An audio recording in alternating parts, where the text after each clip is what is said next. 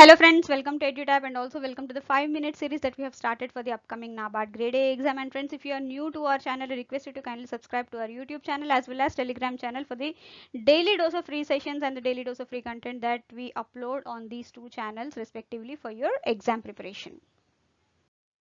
A very happy Janmashtami to you all friends, and friends, as part of the Janmashtami celebrations we are currently offering a flat 40% off on all the courses, and kindly note this offer ends midnight today only. You can use the code SUCCESS to avail this discount. So friends, our topic for today is Economic Survey of India 2020-21 part 3, and this is final part in the series that we have started a week back. So friends, here government has launched three major farm laws, or it has enacted three major farm laws, and which have been mentioned in the economic survey also, one of which is the Farmers Produce Trade and Commerce Promotion and Facilitation Act 2020. And the main aim of this law is to create an ecosystem where the farmers as well as the traders, they can enjoy the freedom of choice related to the sale and purchase of the farmers produce. So this particular reform, it grants freedom to the farmers and buyers to transact in agriculture commodities even outside the notified APMC mandis, which was not there earlier, so that this can promote an efficient, transparent and barrier free interstate as well as intrastate trade. So friends, the next formula that comes or that came into enactment is the Farmers Empowerment and Protection Agreement of Price Assurance and Farm Services Act 2020. And the major aim of this law or this bill is to provide for a national framework on contract farming, so that can protect as well as empower the farmers when they are going to engage with any agribusiness firm, any processor, any wholesaler, exporter and any large retailer for either the farm services or sale of the future farming produce at a mutually agreed remunerative price. And this is to be done in a fair and transparent manner. So to help farmers or to protect, this bill was enacted.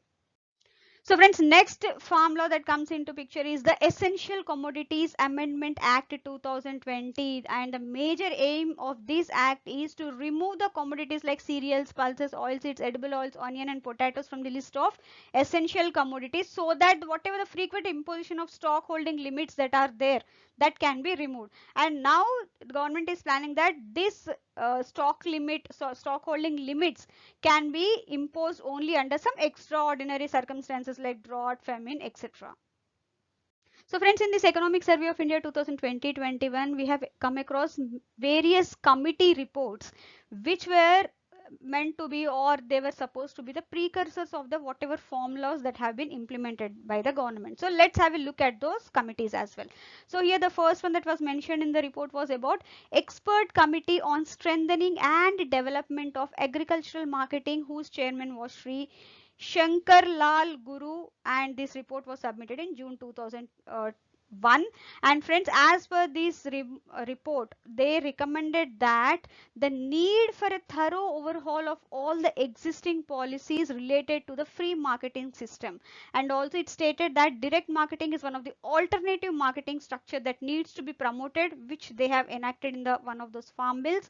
And the role of private sector should be encouraged outside the purview of the APMCs. Next comes is the report on the task force on employment opportunities, whose chairman was Sri Montek Singh Ahluwalia, and this report was submitted in July 2001. And this committee, or this task force, recommended that benefits of decontrol must be extended to agriculture, and that of Essential Commodities Act should be replaced, or it should be repealed or overhauled.